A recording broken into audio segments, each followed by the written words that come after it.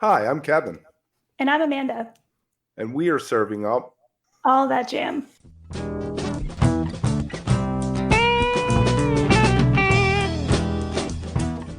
A lighthearted look at the weekend jam bands. Where we break down the jam scene's biggest stories, Talk new bands upcoming tours. and show reviews. A little laughing, some hot takes, and an always positive message for the community. February 6, 2023. Welcome back, and it is February 2023. We are barreling down this year quickly already. So much going on. We're going to talk about the Rock and Roll Hall of Fame a little bit when we get to the end. We have a great interview with Gator from Pigeons Playing Ping Pong about playing live in studio and the album they put out, Perspective, last year. And Amanda's got her top 3 stories of the week coming up. How are we doing this week, Amanda? Kevin, I am good. I can't believe it's February. Honestly, I know people say that, but literally I cannot. I'm still writing 2022. I know, I know. I won't tell you what I'm still writing. Um, yeah, feeling good. A little tired. Went to a late show last night here in Denver. Had a good time, and feeling my age a little bit this morning. Was this Phil or Billy Strings or something else? Neither. I am the rebel out here that went to see the 11th annual Bob Marley birthday celebration down at Cervantes. Very good time. Yes, always fun. Cover bands or anybody we'd know? Local bands, one of them is definitely well known here, Wake Up and Live. They're a very well known tribute band. They do a lot of jamming, really, really talented. And so they're always the headliner. And they've got some DJs that play, really fun. All right, why don't we jump into the top 3 stories of the week? Because again, we are packed. Oh, I did want to mention we've been dropping little shorts. Last week we put 2 or 3 of them out, and I think we're going to lean into this a little bit because people we're interviewing seem to like it. It gets them out there a little bit, and we can just nail a specific topic. So make sure that you look for them. But right now, let's jump into the top 3 stories of the week. All right, Kevin. Well, I've been combing the internet to bring us some good stories for this week. And the first one that I wanted to mention is one that I actually didn't know about. The Haight Street Art Center out in San Francisco has a new exhibit that is featuring the photography of Greene. Talk a little bit about him. And there's a special reception coming up toward the end of this month. And I wanted to mention this because this exhibition, the full name is The Haight Ashbury Experience and the Pursuit of Happiness. It's going to present the first career-long retrospective of Herb Greene, who is considered San Francisco's pioneering rock photographer. It's supposed to be pretty cool. Interesting. I always chuckle to myself about San Francisco. It seems like everybody remembers 1967, but they don't remember 68 and Altamont in 69 and everything else. Well, funny you should mention that because I thought this was kind of interesting. That reception on February 23rd is going to have some really cool activities. And one of those is for attendees. They're going to have the opportunity to get their portrait taken by a professional photographer free of charge in front of a replica of the hieroglyphics covered wall from that famous Baker Street apartment. Ooh. Yeah. And that's the backdrop for all these portraits of Garcia, Joplin, you name it. Isn't the picture from Surrealistic Pillow or some airplane album? Yes, I was exactly. So Jefferson Airplane's Surrealistic Pillow album, which came out in 1967. So there you go, full circle. So I'm sure there'll be tons of pictures of the pictures. Wanted to also just touch on news of Les Claypool coming back with the Fearless Flying Frog Brigade after 20 years. And that in itself, I think, is news because definitely a long time since they've been on tour. So 41 shows, and they also have announced that each one of those is going to feature a complete live performance of Animals, right? That Pink Floyd album. And I'm just seeing a lot of chatter out there about whether that's a good call. There are some people that seem to be a little bit, how shall I say, annoyed that that's going to be a part of this tour, which, by the way, features a ton of great co-headliners and opening and supporting acts as well. And with him is playing Roger Waters' kid. Is playing with him. Right? Sean Lennon. I mean, he's got a really great group with him. And I know that returning members, right? Mike Dillon, who obviously we know, Scary. Right. I mean, you got a ton of talent up there. I guess there's two things for me. Last fall, Primus toured. They did Farewell to Kings every night. That's what Les Claypool does. And people are trying to force Les Claypool, who came from Primus, which was not a jam band, into the jam band mold of playing a different set every night. That's not what he does. They rehearse a show. They come out and play the show every night. You're not going to go on tour. Maybe you are. But I don't think most people are going to go on tour and see 10 shows. So what does it matter even if you go see them twice? It's cool to see somebody do all of Animals. I think that's a really good point, and maybe that's something that people either don't remember or don't want to remember. So I'm glad that you mentioned that. I've seen him a couple times, and that was in the era, mid 90s, maybe 94 or 93, where they really were trying to get kind of the Les Claypool image to be a part of jam bands. He was even in the Jammies, right? A couple years there doing stuff. Right. So yeah, I think that maybe that's what people remember. So good call. First time I saw Primus, it was Young Black Teenagers, Primus, Public Enemy, and Anthrax. Oh, yeah. It was the Bring the Noise tour in 91 or 92 when Anthrax covered the Public Enemy song. You know, those kind of tours, that just those lineups in general, I kind of miss that sometimes. Just the throw it all together in a blender and just kind of see what happens tours. I met Chuck D that night. He was shorter than me, which I found very strange. I envisioned him being like 6'9", just listening to him on record. I always think that. I think that of everybody. But yeah, I mean, there are going to be, okay, so we've got Fishbone, Neil Francis, Budos Band, who I adore. And that's just some of, the performers that are going to be supporting acts at different points in time. So it's going to be a great night if you go see them. Right. Go see them. If you're going to go see them multiple nights, just catch a different opening act every time. Yeah. Then it's like a whole new thing. Third story for the night is one that I'm really happy about. Mo, we know that Mo has, of course, as a band, undergone their fair share of challenges, right? Health-related issues. They've gone through a lot. They are still here. They're doing, I think, great things. And just last week, they announced the permanent addition of keyboardist Nate Wilson, as well as adding some spring performances.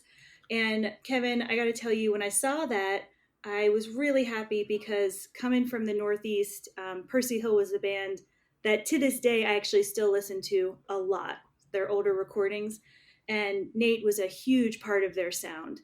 And then Assembly of Dust was him also, right? Yeah, and he's kind of been he's been that presence that I think maybe for whatever reason, I don't know if his name is kind of out there and associated in the way that it should be, in my opinion, for the talent that he has.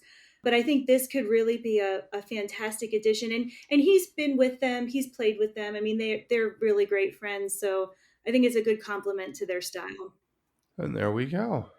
And that is your top 3 stories of the week. We go through it.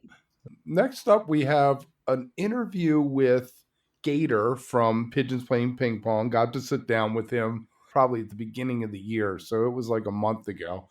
But we got into a little bit about the recording of their last album. They had some special guests coming up. But the first thing we talked about was road testing songs and how they made it through COVID. So let's take a listen to that and we'll check in on the other side.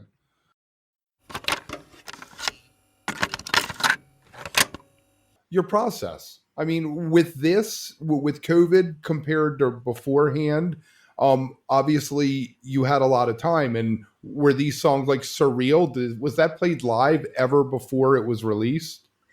That song was, I'd say it's, slightly more of, I guess, a deep cut, if you will. It's been played, I guess, a little more regularly since the album's been out. But that was an older one, which we knew got always a good reaction, but it was kind of a special song for us that we didn't always play it often. And usually when it does, it was kind of more of a special moment song. At So, Soundstage, fantastic. oh, thank you so much. And, most, a lot of our records are, tunes that have been, most of the tunes have been live tested. It's such a live centric band, and so is most of the jam scene, obviously. That we've dabbled with putting out debut songs on albums, but for the most part, we found that giving them that live test and letting the songs develop for a little while has typically been more beneficial for us. Right. And you'll see with perspective, a lot of the songs in general seem like newer, fresher songs, which is very exciting for us. Paperboy, songs like that, Lowdown. They have all been live tested, but still kind of have that fresh. They're still kind of newer, fresh vibes for us. So. I find with jam bands that the issue a lot of, in my mind, you encounter is jam bands, for lack of a better term, is that mostly recordings are an artifact. Like if I go see U2, I want to see them play New Year's Day exactly like it was on the album. But for jam bands, it's almost like it's a little sketch. And this isn't really what you're going to get when you see it live. And Humphreys, I'll throw them out. Their album, their last album, along with yours, it seems like you more embraced the studio thing as a fifth member, as, an extra thing. No, that's a great point, because like you said, it's tough with, if you have a drawn out song that typically live is 8 to 10 minutes, there's nothing wrong with putting an 8 to 10 minute track on an album. A lot of bands I listen to have done that. But, we kind of in the past kind of battled with kind of that editing process of finding a happy medium between the studio sound and the live sound, that I think we to me at least, I think we've kind of settled over the years to more of the mindset of, like you said, embracing the difference in them, rather than trying to morph them into two things that they may not be. We find it fun to kind of take those songs and create more of an album composed tight version, and then live spicing it up with those extra parts, rather than kind of battling with the real Right. identity of the song. It's almost fun and interesting to have those kind of two versions of the tunes almost. Right. So I'm really a fan of the King Gizzard model. I don't Yeah. know how many albums they sell, but they'll release 3 songs, 2 on one side of a record, 1 on the other. And then that way you can do the jam thing, kind of present it like it would be live. But what did they put out, 6 albums last year? Someone, Oh God. they're one of my favorites. It's just so impressive how much music they put out. Right, exactly. That's all they do. They Yeah. live and breathe this stuff. So Kevin, it never fails to just be super interesting when we talk to artists about COVID and that time frame, what it afforded in the midst of all those challenges.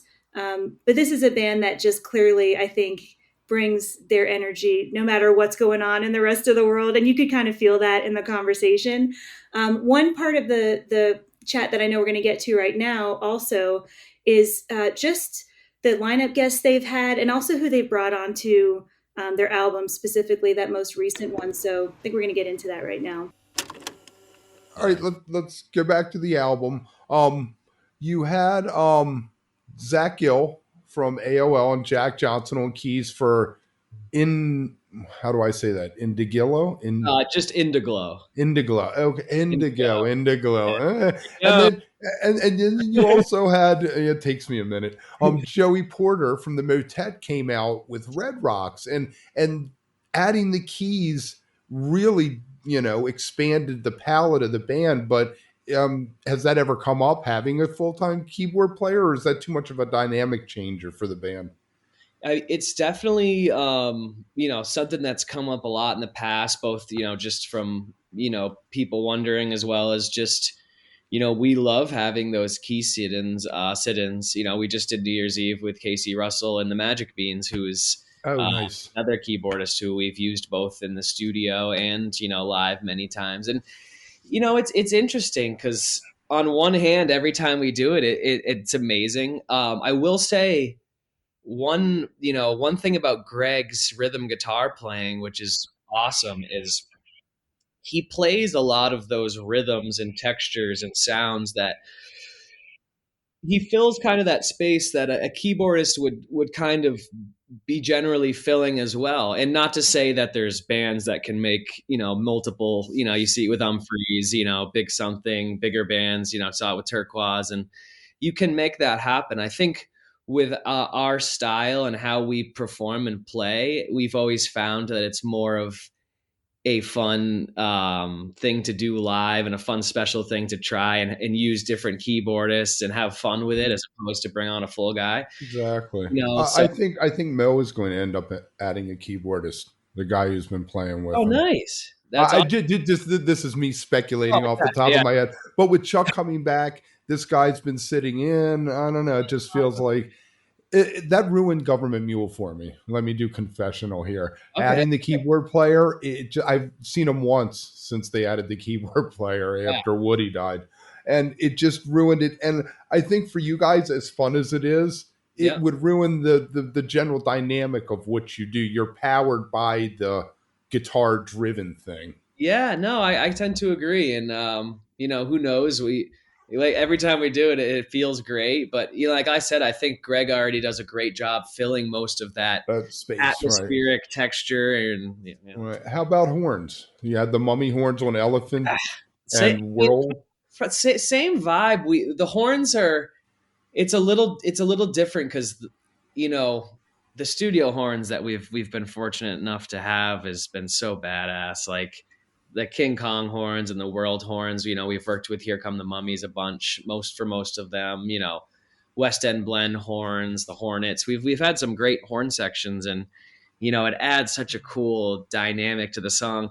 One thing we tried to work on is both having those great flashes of horns parts, but also, having it be, more of an accompaniment so that when we do those songs regularly, there's not like some big aspect of the song missing. And I think that's kind of why we'll try to use those sit-ins more tastefully and more texturally. And live, we'll let them go off, do a bunch of solos and stuff. Now, is that tough? I've always had, the giant country horns with Fish is hailed as one of the greatest things ever. Yeah. My issue always was it forced them to do a very limited number of songs because the horns had to be arranged, and it didn't leave that much space for improvisation. There was you can vamp for 12 bars here, but it wasn't like, let's just let this go and see if 20 minutes later we're still playing the song. Yeah, I will agree with you in the sense of like, when you add more parts, you're not only filling up more space, it creates a lot more, everyone to create, has to listen a lot more intently. I don't know if it restricts you as much as just, or I don't know if it limits you or as much just makes it more difficult for you to explore territories, especially when you're so used to, having the same, hearing all the same, whether you have a quartet or, a trio, you're typically here, you have your parts all in the same spot. So it's you're throwing a bunch of jokers in the deck. Yeah. So, and as a fan as well, I've experienced that as well, where certain bands, if they, for special events, will do horns, it's, on one hand, it's amazing and adds like a whole new aspect. But on the other hand, you do have that feeling of, will it limit certain parts of the show? It's scripted. Yeah. So you got to play with Jason Han. Oh, move like that. How was that? Do you like having a second drummer, percussionist? Yeah, I mean, as a drummer, obviously, I love Jason, and he's really talented. There's a lot of great percussionists out there. There's also a lot of not great percussionists out there some just. It's all kind of comes down to musicality and, understanding what the song needs and not overdoing it. A lot of percussionists will just kind of constantly keep doing stuff just for that need, as opposed to sometimes if the rhythm needs space or nothing, that's equally musical. So I was laughing at Trevor from Goose when I saw him in Reading because yeah, they had everybody out for the encore. And poor Trevor's up there with a cowbell, and you could just tell he's like, "Can't I just be hanging out in the back? yeah. Do I really need to be?" Yeah, it's so funny. Yeah, the poor bass players are, Right? it's like, do you play the triangle? Do you, So you it know, was great. He got to play bass on one song, but the other song he yeah, was relegated there, nice. so And to their speak. percussionist is a great bassist as well. Yeah, right. So So that's that's great. crazy. It They're is. awesome. But yeah, Jason was great. He played on a track called "Move Like That," and it added in a new dimension to the song, and he's been great to us. So it's yeah. Now, do you find that lacking when you play it live? That's a great question. Luckily we haven't. I've not really changed my parts, but I've kind of, I think altered a little kind of accents on how I've played a little of the rhythms just to kind of maybe meet in the middle and give it that hidden aspect of still having some percussion. But I think that's also it's a testament to his playing as well because it fit in so nicely with the mix. There you go. I love what he said there about Jason Hahn and playing on the album and going out solo and having to play with it isn't there because you learned, I guess, the drums on one part to leave the open space. So something we never thought about. He was a really great guy. You have any other thoughts about what he was getting into there? I just think that, as a performer, I feel like this is someone who kind of embraces all those different opportunities. And I'm sure that as one of the guests, that is a really fun group of people to get on stage with or go into the studio with. Yeah, I'm sure there's stories. Oh, yeah. We've heard some of them, but there's lots more. There is a lot more. Make sure you go over and find us on Twitter, Instagram, Facebook. It's at All That Jam Pod, or hit the website www.allthatjampod.com. Like, subscribe if you're on Apple, Spotify. Give us a review on Apple because that really helps. To the 5 people who did leave us reviews, thank you so much. We love all of you with all our hearts. But let's did you see the nominees for the Rock and Roll Hall of Fame? Yes. And I saw you had posted something as well, which I really caught my eye. But yeah, let's get into that a little bit. Kevin, what are your thoughts? So maybe we should talk a little bit about who's up there right now. Right. George Michael is the one that is in the lead right now. It's the fan voting. But we had George Michael and Cyndi Lauper in the lead. I think they're going to get it. They both have over 80,000 votes. Yeah. Some of the other 3 in the lead now are Soundgarden, Willie Nelson, and Iron Maiden. We'll get into that for a second. Who isn't there is Warren Zevon, which is really killing me. I'm seeing where he's at right now, and it's not looking good. No, he isn't. And then Rage, I can see Rage getting in there. The Joy Division, New Order, I see Sheryl Crow over Cyndi Lauper. I feel like she's more a rock and roll person, but I guess my question to you is it really a rock and roll Hall of Fame if you're putting last year Tina Turner in and Willie Nelson, who were fantastic performers and songwriters, but do they belong in the Rock and Roll Hall of Fame? Yeah, I mean, how wide is that net being cast, right? Pretty wide. I think Tribe Called Quest is nominated. Yeah. I love Tribe Called Quest, but I wouldn't call them rock and roll. That's true. And maybe that's just a signal in general of, I guess, that terminology of rock, what it's come to mean, or maybe the fact that it's lost a lot of meaning over the years. I think that's a big part of it. It's kind of been like watered down a little bit. I mean, is George Michael rock and roll, or is he a pop artist? Pop. Well, that's just it. Rock and pop, right? Those are two different words. Even if you're going to put them together, then it should be the Rock and Pop Hall of Fame. Or the Popular Music Hall of Fame. But I guess that doesn't have the attitude and swagger of calling it the Rock and Roll Hall of Fame. I mean, and I guess in my frame of reference, and I've got my picture of Mick Jagger up here on the wall that I touch like the Notre Dame gold helmet every time I leave the room. To me, there's a visceral image of when I think of rock, and that's a lot of different things, but I don't think I would put Willie or even George Michael, to your point, in there. Maybe we're being real classical about this, Kevin. Yes, maybe we're being snobby. Anyway, we will see what happens. I feel like if anybody out of them, Iron Maiden, yes. But um, Warren Zevon, it's his first time. I mean, I know he only had the one hit, quote unquote, hit with Werewolves of London, but he wrote some incredible songs. I mean, just I don't know. Maybe he just flew under the radar for a lot of people. He's one of those artists that a lot of artists like, but how much commercial potential was there? It's a good point. Really good point. Definitely makes me want to go back and listen to some New Order, though. It's been a minute since I've done some of that. Big fan. Remind me of being in my early 20s. God help me. Fun times.